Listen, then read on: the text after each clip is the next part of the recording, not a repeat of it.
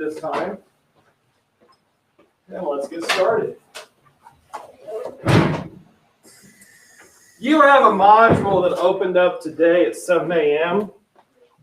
I am not going to spend a lot of time on that today because, as Frankie already knows, there are more pertinent issues to discuss.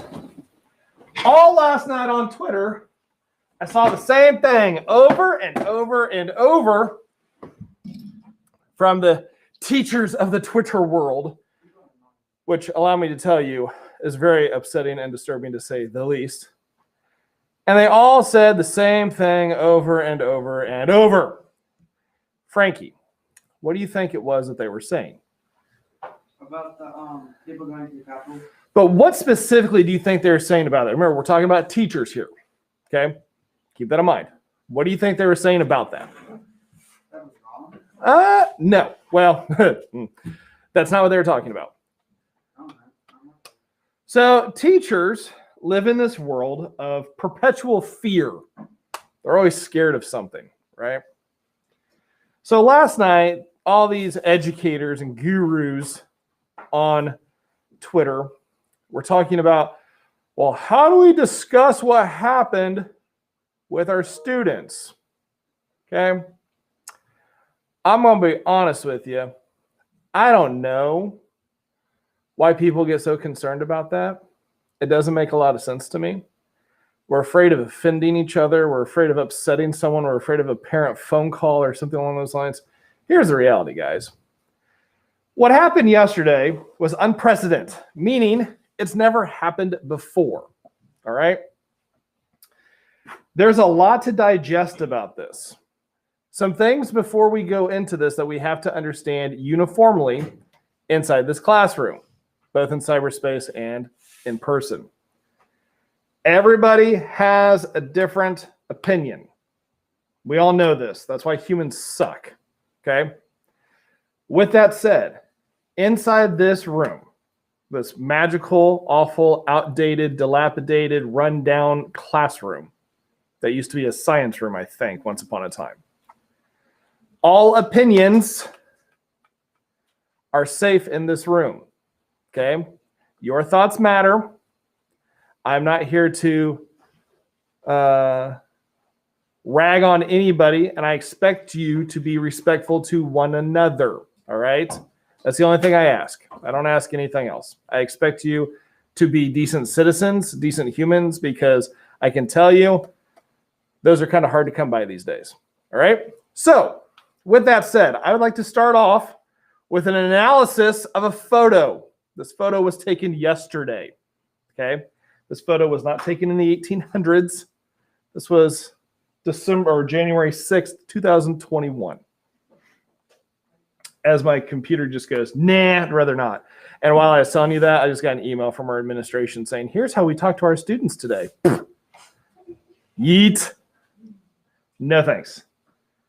Everyone dances around the topic. I'm just like, just spearhead it. Just take it on. Just go crazy, like, just go psycho.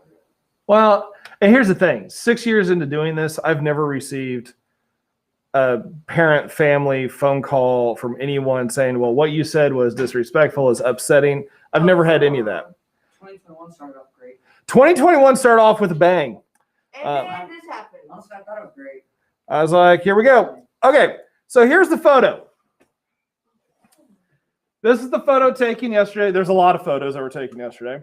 This was the one that honestly stuck out to me the most. So we have a few things going on here. One, that guy looks like Abraham Lincoln. So I'll let you guys digest it for a moment. And you tell me, what are we looking at? Process this photo. What's that flag from? So what's the flag from? Let's start there. Who's that guy? Okay, it's a rebel flag. What's another name for a rebel flag? Most people think it's racist. No, what's another name for the rebel flag? Josh? Confederate flag. Very good. Okay. Now, let's stop right there for a second. Pause. We're going to be discussing the Civil War coming up in a few months. All right. Little tidbit. This flag that you see here actually is not the Confederate flag. This is not the original flag that was flown during the Civil War by the South. This was a flag that was used after the Civil War as a term to identify those who lived in the South. We don't talk about that very much, but it's worth noting. Okay, so rebel flag works, Confederate flag works for this conversation. Okay, all right, so we know what kind of flag it is. Now, next question. Where's this photo taking place? Okay, so we got a few things going here. I heard DC, I heard Capitol, I heard someone's office. So let's be a little more specific about that. You're all right. I just want more specifics. Washington, D.C. Which building? It kind of, I think it's gonna be I don't think the White House. It's not the White House. Because I'm looking at the background because that kind of doesn't look like I'm looking at the background to see what kind of place. Because the inside looks different from the outside. We've got some marble floors down here. Okay. Some frilly weird stuff up here. Heaven only knows what that's all about. Yeah. An old photo. We know it's not the White House. All right. What's that tag underneath the photo? Maybe you can add it. I have no idea. It's probably about whoever this old dead person is. Okay. What building is this?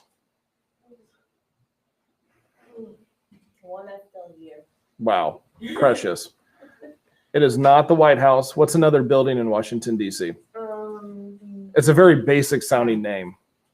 The Capitol? Yes, the Capitol building. Okay. So the Capitol building, which has an O in it instead of an A, which is kind of weird. Okay. It's literally called the Capitol building. So what or who is inside the Capitol building on any given day? No. Congress. Very good. Okay. So this is the Capitol building. This is where Congress has their sessions. All right. So when Congress is in session, this is the building that they're in. Right off the bat, the individual holding this flag, do they look as if they are a part of Congress? Nope. Okay. Look like they're a redneck. So we know for a fact, watch your terminology. We know for a fact, most likely, I guess Rick can't say a fact, probably not a congressional member. All right. We have an individual walking through. Also, this photo was taken yesterday. What is the individual not wearing? No. A mask. Okay. Okay. So there's no mask either. So we have no mask. We're inside the Capitol building. And we have an individual who most likely is not a congressional member. All right. So next question is this. The Capitol building. I haven't been there. I'm assuming you haven't been there for the most part, unless somebody wants to surprise me. Okay. I just went to Washington, D.C. and I think I've seen it. So the Capitol building. Is the Capitol building a federal building, so a government building? Is it a building you can just walk right into? No. No, there's high security, right? High security. High security. Jail time. So prior to September 11, 2001, security wasn't as high. Actually, let me rephrase that. It was actually, believe it or not September 11th. It was the Oklahoma bombing in 1995 that created security inside federal buildings like this. Okay, just a little hindsight in history. Yeah, Frankie. You know they found like a bomb? Two improvised explosive devices allegedly, but no one said that they were actually explosives. They were called in though as threats. So we have an individual who's not a congressional member, not wearing a mask, that is in the Capitol building where Congress is. Now, what was Congress supposed to be doing yesterday? Counting votes or something like that. Counting which votes? Recounting. Not recounting. Which votes? I don't know. Which type of votes from the presidential election? Electoral. Very good. Okay. So Congress yesterday is counting the electoral votes. Now, understand, this is all just for show. All right. In the sake of, if Congress is counting the electoral votes, this is just part of our progress as government. There really is nothing to do about it. It's saying, here's the electoral votes. We're going to count them out. Here's who's going to be president January 20th. All right. Even though everybody already knows, this is just a formal process. There's nothing big about this. It's very like, we did it at the end, right? So all of Congress was in session yesterday. The House and the Senate, House of Representatives and the Senate, inside the Capitol building. Okay. We know the Capitol building has high security. Even if we're joking about it, it still has high security because government leaders, one way or another, are to be kept safe. Okay. From people who are hate bombs. Where did they get the flag? Oh, they're easy to find. Yeah, They're easy to find. And So, What? the Confederate flag. They're not hard to find. Yeah, but how did they get it in? So now the question becomes this. We're not even focusing at the moment. We're not even focusing on this. We'll get there in a second. The real question that we're kind of curious about is, okay, if we know all these things about the Capitol building and we know this about Congress and we know this about this individual, how the heck did he get in? why is he standing inside the Capitol building, right? Because here's the other thing. Restrictions are even higher at the moment because of COVID. Because a lot of your senators and representatives, let's be honest, people, are old. And that means they're at high risk, right? So we know we got a bunch of old people making laws in a building during a pandemic through a tumultuous election process, all right, meaning it was a volatile election process. And now, on top of that, we have this individual who's now walking the building with a Confederate flag in Washington, D.C. Here's another note. During the Civil War, 1860 to 1864, a Confederate flag never was found at the national Capitol. So that means this flag, which for sake of conversation, we can assume, highlights something of the Confederacy, of the South, however we'd like to interpret that. In 2021, found its way into the Capitol building, something that didn't even happen in the 1860s during the Civil War. Okay, adds a little bit more dynamic, all right? Adds a little bit of drama to it. Adds a lot of drama. So, Frankie, in your best way possible, since you seem to be knowledgeable about this today, good job, by the way, explain to us, if you know, explain to us what took place that resulted in him being inside the Capitol building. Riots. Okay. Can you be a little more specific? I don't know. The black right? Nope. This time, believe it or not, this time that's not involvement. There's Black riot. I think we can safely say this time BLM is not involved in any of this. Okay? They have nothing to do with this. I think Trump. Maybe the Trump riot.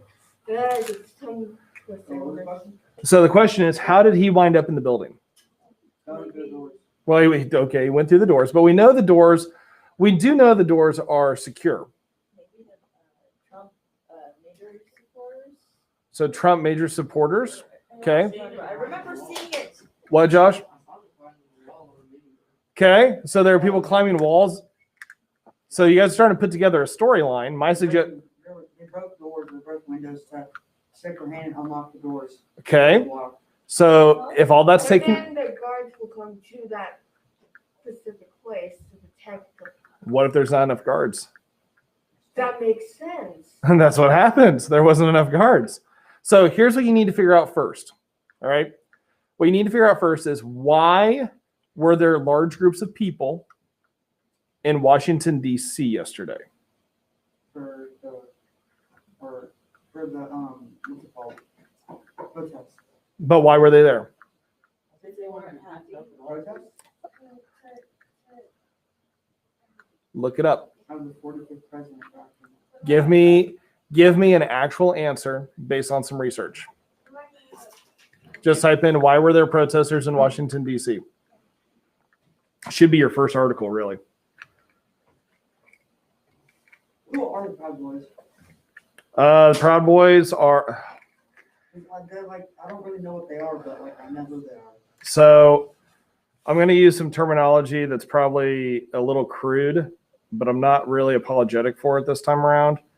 The Proud Boys would be considered, for all intents and purposes, a hate group that tend to, I can't say for a fact they're violent in nature because that's not appropriate. I can tell you that they are individuals who do protest who are armed.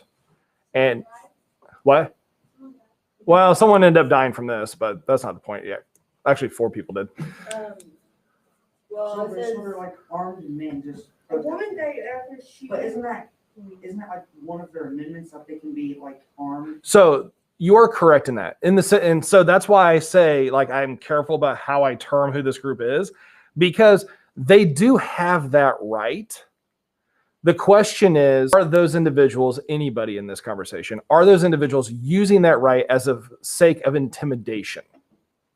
Because imagine this. Imagine you have 2 groups, a protest and a counter-protest group, all right? They don't see eye to eye. One of them comes in and they're quiet and they're marching. This is theoretical, by the way. Hasn't happened. They're quiet and they're marching, peaceful protest. The other group comes in yelling. There's nothing wrong about that, okay? Marching, obviously nothing wrong about that. And they're also armed with weapons. Is there anything wrong with that? Technically, no, there's not. But does it create intimidation to this group? Most likely. The peaceful transfer of power. Oh, shut up. What? It says the withdraw a peaceful transfer of power. A peaceful transfer of power? Close. Yeah, what's up, Frankie? I have another question. Who's Antifa? Antifa. So if Because they say F Antifa. so, okay. So think of it this way: Proud Boys are over here. All right, the labels I'm gonna use here are extreme. Okay, we got an extreme group over here. Antifa, in a lot of ways, it's anti-fascism is what it stands for originally. But in a lot of ways, they swing the other way from the Proud Boys. Oh, yeah. And the fact they can be as extreme. Those are 2 extreme groups. In a way, yes. Not like, yeah. Right. In a way, yes. I'm trying to like dance around it without saying it directly, but yes, you'd be correct on that. Don't they wear like all yellow? Proud Boys do. That's because of the snake, the flag, the "Don't tread on me" snake. Yeah, that one. We had that conversation. Yeah. Yeah, my dad was flying that. Yeah, they wear yellow. Antifa tends to wear all black. We don't really have here in Kansas City, in this area, we don't have a strong presence of either one of them. Honestly, that's probably because in the Midwest, possibly one of the last places you want to put in polarizing groups, either side. Because to be fair, the people of the Midwest, they're not afraid to use their Second Amendment rights.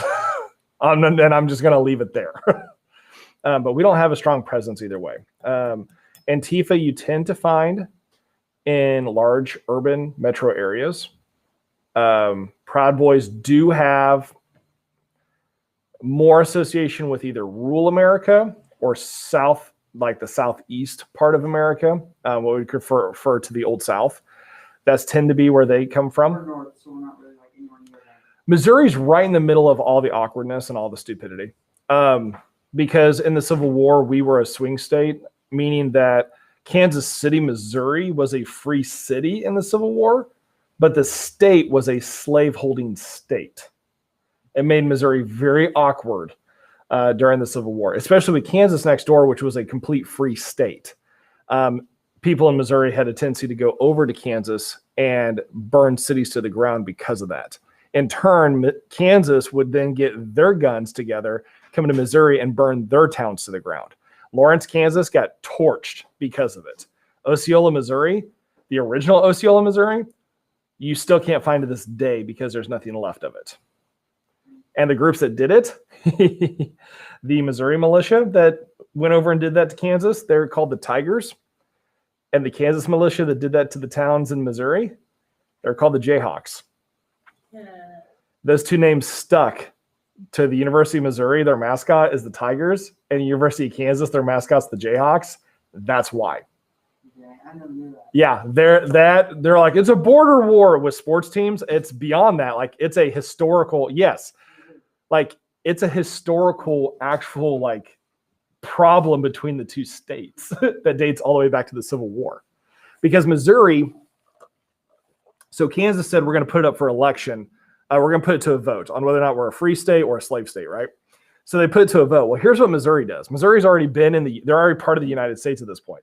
So the people of Missouri travel to Kansas try to mask themselves as Kansas citizens so they can stack the votes to force it to be a slave state. That's an idiot. Like, this is what went on. Like, believe it or not, of all the random things in U.S. history, Kansas and Missouri are smack dab in the middle of the Civil War. Like, we don't have a lot of big battles, Gettysburg, Vicksburg, all those things. We don't have a lot of those in Missouri. We have a couple of them. But the political side of it, like, we're part of the trigger for the Civil War. What happened to Lawrence, Kansas was actually part of the start of the Civil War, because one dude lost his mind in Kansas after he saw Lawrence burn to the ground. And he went on a rampage, and he would find Missouri people in Kansas and he would chop them to bits with a sword. There's a statue of him in Lawrence, Kansas. Oh, really? Oh yeah. There's a statue of him. John Brown, crazy man. Yeah, don't want to meet him. But he was a killer, but he was anti-slavery. Okay. So like that's the moral piece of like, okay, so do you support a killer if they support I don't know. We'll get that in some more. Now, yes. Why were people in Washington, D.C. yesterday? Because they were trying to, again, yeah, But vote get- to see for Trump for president. So give me you're right, but give me more. Okay. Why though? So they're protesting for Trump. Okay. Got it so far. But why? To stand for because Congress was set to confirm that Joe Biden won the election. Okay. So we already discussed this, that Congress was in session yesterday to confirm through the electoral votes that Joe Biden would become president on January 20th. Okay. All right. So individuals gather in Washington, D.C. to protest that, going back to the adage that President Trump stated that votes were hidden, stolen, whatever the case may be, and it rigged the election. Okay. So people showed up to protest that. Do they have the right to show up and protest? Absolutely. You bet. Which amendment allows you to do that? Was it my minute? I don't know. It's the most basic one out of all of them. One? Yeah. Remember, Amendment 1, that's your freedom of speech, Oh, yeah. press, religion, assemble, petition, right? And then 2's your arms, right? So, do they have the right to protest? Yes, they do. The question is this: at what point does it change from a protest, or at what point does it change from a protester, so someone who's protesting? At what point does it change from a protester to a terrorist? When they start breaking things. Okay. Zoe says when they start breaking things. And that includes humans. It includes humans. Yeah. Okay. What is, the other three of you, what is the transition point between someone who's protesting and a terrorist?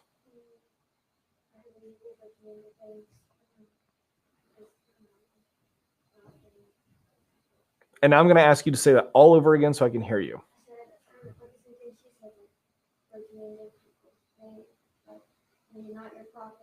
Okay. Okay. So hurting people, messing with other people's property, breaking things. Okay. Frankie, what do you think? What? What's the difference between a protester and a terrorist? Like, where's that line drawn? Terrorists like burn things, or what I mean, like what was going on through the month of June and July. And all Okay. that. Yeah. So burning things to the ground, inciting violence. Okay. Yeah. Yeah, I don't- All that. Okay. Josh, what do you think? Oh, what they said? Okay. Now, how can we get a better answer of this question? Research? Correct. Frankie, look up definition of protester. Okay. Sadie, look up definition of terrorist. Definition of protester and terrorist. Yep.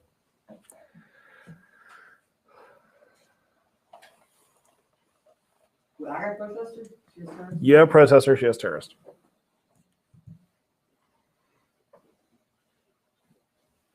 A person who publicly, I don't know what that says. I don't know what that says. What's it say? It's like demonstrate, something like that. Did you look up definition of protester? Yes. And there's no definition at the first. No, there is. So what's it say? I just don't know how to say it. It says a person who publicly I don't know how to say it. Demonstrates. Yeah. There you go. Demonstrates strong Ob- whatever. Objection. To something.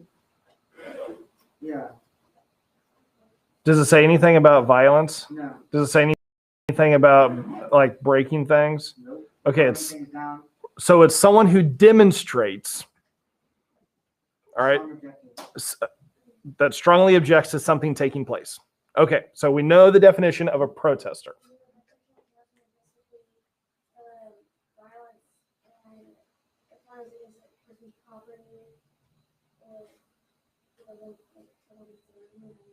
like okay, terrorism is defined as in the code of federal regulations as the unlawful use of force and violence against person's property, internet, or something the government. Okay, so a terrorist would put simply someone who's breaking and burning crap and inciting violence. The other word is to intimidate. Okay. So like like when so protesters are like the rock that the black people, and when like when people like burning down houses of black people. So if we're looking at historical context, that's fair in history. If we looked at people who did like a sit-in with Martin Luther King Jr., okay, it was a protest, it was peaceful, there was not violence. Okay, by definition, that fits as a protester. Now, if you have another group, in this instance, you use the Ku Klux Klan, who in history, keep that in mind, folks, in history had a tendency to at times burn churches, burn homes, and hang people. And burn crosses. Okay, and crosses. Okay, would that qualify as terrorism based on a definition? Okay, all right. So knowing that, good analogy, by the way, let's go back to what happened yesterday. Individuals gather to protest the turnout of the election and the final counts of the Electoral College. They're protesters by definition, right? Okay. Now, what happens after they gather together?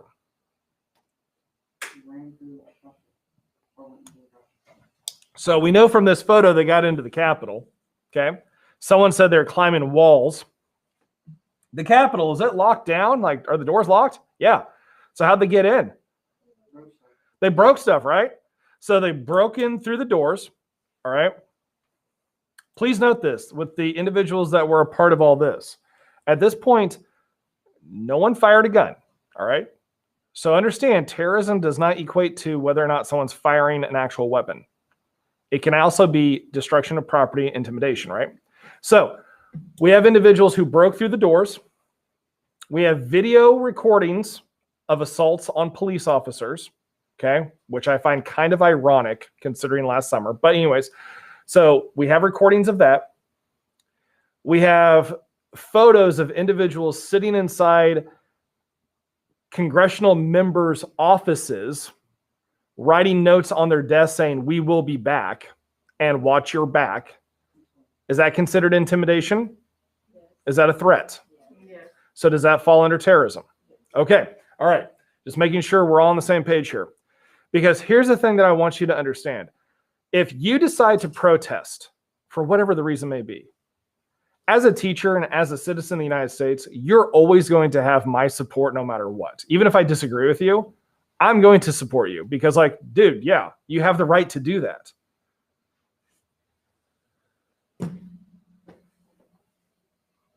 Was that a protest? No. Did it start as one, Frankie? Yeah. Yeah, it did. Okay. Did it end as one? No. No. I just thought it was wrong just to go in and do all that. Like, that was too much. When the National Guard gets called in from multiple states. What? Yeah. The governor of Virginia sent the National Guard in. And here's the other thing to consider. The vice president of the United States asked the Pentagon, all right, Pentagon's like a super important defense military stronghold in Washington, D.C., asked the Pentagon to send in the National Guard. And the Pentagon denied it. That should tell you something. They say all of them dead. Okay. We're fortunate in the end, when it's all said and done, 4 people died, 3 due to medical emergencies, 1 due to a gunshot wound. Honestly, we're pretty fortunate it was only 4. Now, can I stoke the fire a little bit more? Can I get people a little more riled up? Yeah. All right, you guys ready for this? Mm-hmm. Okay. So I'm thinking back to last summer, June and July. All right. Pick your cities: Kansas City, Chicago, Minneapolis. Dime a dozen, right? I'm using this person as an example because I have a photo of him.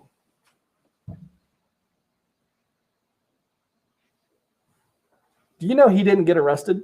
What? You didn't? No, he walked right out. Come on. They He technically, Idiots. overall, he walked into a building. He trespassed Yeah, because of- into a federal building. Now, here's the curveball. Ignore the flag for the moment. Okay, ignore that. Based on last summer,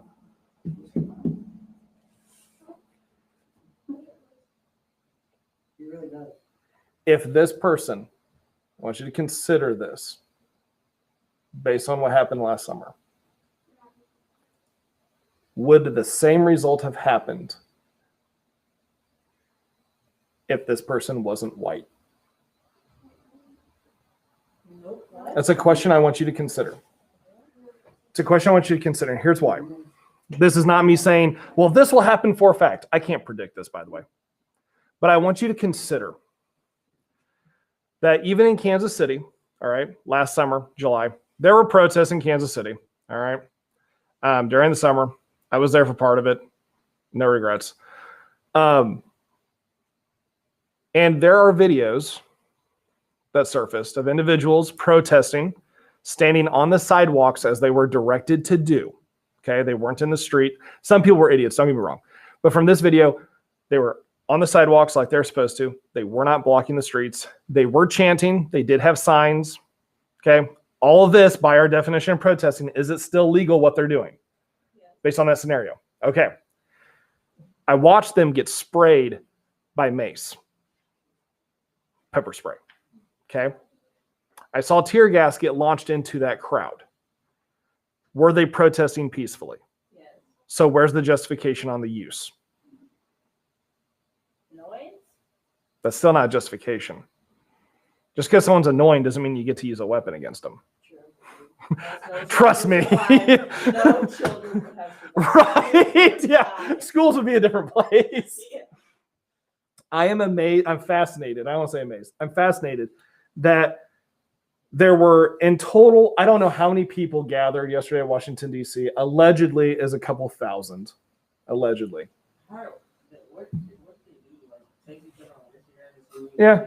Because how do we not know this is going to happen? I think I'm not saying we knew, but I think people knew.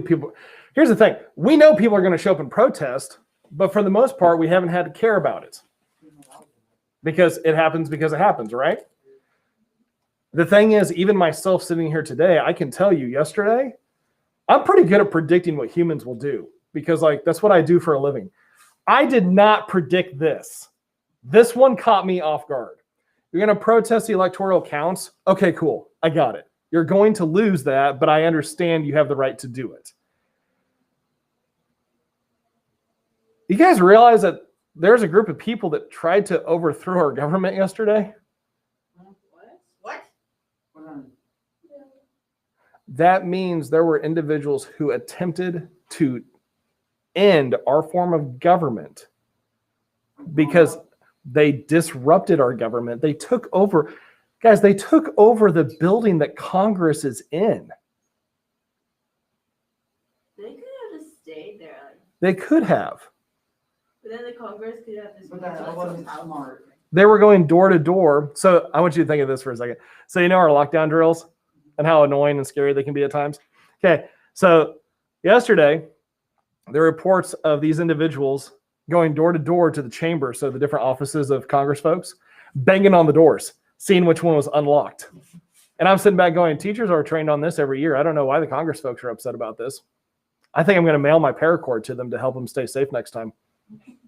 So it was interesting how teachers were sitting back going, yeah, we hear you and this is terrible and scary. Don't get me wrong, but like, you guys don't help us with anything. We're on our own, right? So another thing is about this. So there was damage done to the building, to the Capitol building. There was damage done, doors broken, windows broken, things along those lines, right? Did you know that's the first time damage has been brought to that building since the War of 1812? Wow, that is. I want to say that is kind of sad. I will say this right now very clearly that this was, for personal terminology, this was embarrassing. Like, they're so afraid of this, but this just. That is sad. So now, Frankie, now what happens? So the dust is settled. This is over. The Capitol's secure again. Congress went back into session at 3:00 this morning to finish what they were doing, by the way. So the question is this. Bombs in there? Say what? People have like brought bombs or something. All those did you see all the backpacks people had on? Oh my goodness. Dude, I was in Boston during the bombing. Let me tell you, you know how they got those bombs into the Boston Marathon? Backpacks. They kept Like, now we're fortunate nothing like that happened. Okay, so yeah. is it fear-inducing? Yes. I don't think everyone sees my bomb or had it around. And the reality is that exists. I mean, it could realistically try not to put fear in everybody, but at the same time, this could have been a whole lot worse than what it was. They got the right people. Yeah. But the reality is it still happened. So here's what happened next. Frankie, you said these folks were here to protest, right? Okay. So who would be the main person that could get them to stop doing what they were doing? Okay. Did he do anything? Nope. Not a thing. So this is where it gets kind of sticky. Well, he couldn't really, what would he have done? All he had to say was go home. That's all he had to say. And they would have. Well, But do you On really that think note- it was? Yeah, I really do. on that Be- note, technically, you know, you see those videos of the like fake ballots. Mhm. Both presidents, 'cause I'm pretty sure it happened on both sides. You're pretty sure you know for a fact. Oh, I'm not sure for a fact, Okay. but I'm pretty sure they both could have said, no, we don't want this, but neither of them did. So there's also that. There's also that. So here's the thing. Here's where it gets kind of weird. So today is January 7th. The inauguration of Joe Biden as president is January 20th. That means we still have 2 weeks. Okay. They could go ahead and get- So here's something interesting that is being floated around right now. This is not for fact, by the way. Just want to point that out, but this is a discussion. Did any of you guys, for your podcast project, did any of you have the 25th Amendment? I know the 18. Okay. So last night on Twitter, the 25th Amendment was trending. And anytime you see an amendment trending, there's going to be a good reason why. The 25th Amendment was created in order for the vice president to remove the president if they're not capable of continuing their job. Currently, it's never been used, by the way. But currently, there is a lot of conversation about Vice President Mike Pence removing Trump from office because of the choice not to condemn the people who, we're going to say very clearly, attacked the Capitol building. I've never seen it happen. It's never happened in U.S. history, but right now it's on the table as an option. Even with just 2 weeks left, still be removed from office. This is one of the few times where I would look at you and say, you need to pay very close attention to what's going on, because you are seeing things that are happening right now that legitimately have never happened in the history of the United States. We've had protests in Washington, make no mistake. Like, we've had a lot of them. We've never had our own citizens attack a federal building. Well, federal buildings, yes. We've never had citizens attack the Capitol buildings. Because let's be honest, that's what it was. It was an attack. Now, for what, we still don't really know. But like, it is what it is. What's unfortunate is there's going to be somebody that was there to protest, and they're going to get swept up in the assumption of, well, you were there to create this chaos also. That part's unfortunate. Like, this is real life. This is happening right now. As a U.S. citizen, I'm just sitting back going, wow, we're in the middle of a pandemic. Yeah. We've had hundreds of thousands of people die in the past year. It doesn't feel like it though. It doesn't feel like it. You're right. Winter break was not good because I forgot COVID exists. Not going to lie. I was like, oh, yeah, we're back to masks. Crap. We have a slow rollout on vaccines. I probably won't get vaccinated as a teacher, and I'm second in line until almost June. Who's the first in line? First in line would be medical. Medical, Yeah, and then that, you guys, and then would it be like elderly? Yes. And So then- in Missouri, it's teachers and then elderly after that. And then employee. Then it's essential workers. So like my wife is fourth on the list. Kids don't get it. That's now kids don't get it because there's not one that's been created for kids yet. That's the big thing. Don't you get two? so what, Yeah. You have to get two. what is the, how did they find out the cure? What is the cure? What is the cure? Well, it's not so much a cure as much as it is a vaccine. So vaccines are very basic. Once we understood what a vaccine is back in the day, they're really basic. A vaccine says, I'm going to think of your common flu, like the head cold, nasty crap, right? Yeah. Okay. So as you get older, you're going to be given the option of getting what's called a flu shot. All right. All this is they take a strain of the flu that's really, really weak. They inject it into your body. So yeah, they're literally injecting the flu into you. Okay. But it's so weak that your antibodies, your white blood cells, recognize it and attack it immediately. Okay. So when your white blood cells attack that strain of the flu, they multiply, the white blood cells do. And they program themselves to go, okay, when we see this specific strand of DNA, we know that we're going to attack it no matter what because it's bad for the body, right? So as your body builds up more and more white blood cells, it builds up an immunity against that specific disease, flu, whatever the case may be. COVID is the same way. A little bit different, but the very basic sense is we've taken a weak strain, a weak variation of COVID, and we inject it into the body.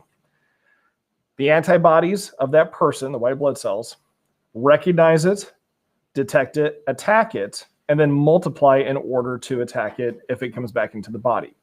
That's all a vaccine is. It's not it's not like we're injecting random chemicals into the body. It's nothing artificial. Literally, we just take a weakened variation of the virus and put it into the body so the body can learn to attack it. That's why adults who get flu shots, the first couple of days after the shot, where they got the shot tends to be sore, and they may not feel very well either.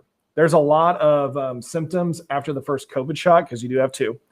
After the first one, there's a lot of symptoms of people not feeling well for the first couple days. That's because your body is learning to fight a new strain of a disease. But yeah, that's all it is, though. It's kind of cool how the human body can do that. Now, do you think school next year will be the same as this way? No. It better not. Even if there's not vaccines for students at that point, which I think there will be, but even if there's not, all of your teachers will have been vaccinated by then. We are teachers. So, well, and that's the thing. That's the biggest risk. We close schools not because, oh, we have so many kids gone. It's not because of that. We close schools because we lose so many teachers that we don't have enough subs to cover for them. So once the teachers are safe or immune, basically, then we don't have to worry about as much about kids being in proximity to one another, so on and such. I would hope that by August, we're back to whatever normal is. Now, I say back to normal, but also understand this. We're to a point in our society where we're going to rewrite what normal is. Understand this. What you were used to prior to last year, it's never going to feel like that again. It will be different. Now, of course, does that mean like you're going to wear a mask for the rest of your life? No, no. I can't wait for that day. Oh my gosh. I will continue to remind you guys, because I know how many of you don't care for the mask. Please know I am right there with you. I hate wearing the masks. I can't wait to get rid of them. Like, I love my masks. Like, I love the company. The company sponsors me, so I love their product. But, Sponsors? uh-huh. No way. Yeah. Really? Huh? Can I get one? Why do they sponsor you? They sponsor me because I run. Oh. They make Nike? No, Nike doesn't play in our industry. Nike's for basketball, football, and track. So it's called BOCO, B-O-C-O. It's a company based out of Boulder, Colorado. Is that what your mask is? What? Is that what your mask is? Yeah. All my masks are BOCO. And if you ever see me with a hat on, all my hats are BOCO hats. That one's a photo? Yep. And the reason I attached to BOCO is because once upon a time I bought a hat way, way, way back when. I have a huge head. I acknowledge this. And I have a tendency to like destroy things because of my sweat when I'm working out, which is really gross. I have not been able to destroy one of their hats yet. So I was like, wow, I really like their product. So it's the only product I wear. And then they came to me and said, hey, you're popular in the trail running world. You want to wear our stuff? Really? Ta-da. Dude, I used to own a professional soccer team. Like, I know how the marketing world works. Also developed via Twitter. And I've written for international magazines. Via Twitter? Yeah, I created a business just off Twitter. What else was I going to do with my free time?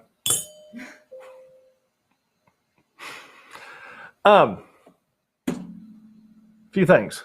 First of all, thank you for being respectful to one another. Always nice. 2, oh, sweet. Kids advanced to finals in my speech and debate tournament this weekend. 2, your module did open. I'm going to give you guys an extra day to get it done because I wanted to take today to focus on this. So I will extend that out to Sunday at midnight. I don't really care. Just get it done. That module is easy, but it's also hard. You're like, oh, okay, I understand what he wants us to do, but finding the exact answers is a little bit of a challenge because they're terms that you're not familiar with. And we'll discuss that tomorrow in class. I think that's it. Any questions? You wish this class was longer? Yeah. Frankie, dude, you're here from 7 a.m. It's not long. Actually, so the feeling you have right now, you've been here in this room for 90 minutes because you got here at like 7-ish, right? Well, for those who showed up at 7, next year, all your classes are 90 minutes long. Wait, how? You only have 4 classes a day. Oh, and then you switch it? And then you switch. So like A Yep. day, B day, Yep. you go. Okay, Those that's ones. easy. Block scheduling is awesome because I can give you an assignment on Monday and it's not going to be due till I see you again on Wednesday. Super handy. I love blocks. I wish we did blocks in middle school. We did blocks when I was in middle school. Why don't we do it now? Different school district. Yes. Yeah, you can have hats on, phones, music. Just honestly, once you get to high school, just don't draw attention to yourself. Don't wear fancy clothing. Well, there's that too. I mean, There was a girl in my old school who wore a red dress and heels, like really high heels on the first day of school. And she put makeup on and everything. I'm like, what are you doing? It's like 6 a.m. crazy. Yeah, if someone tries to talk to me in high school, I'd be like, I want to get a shirt that says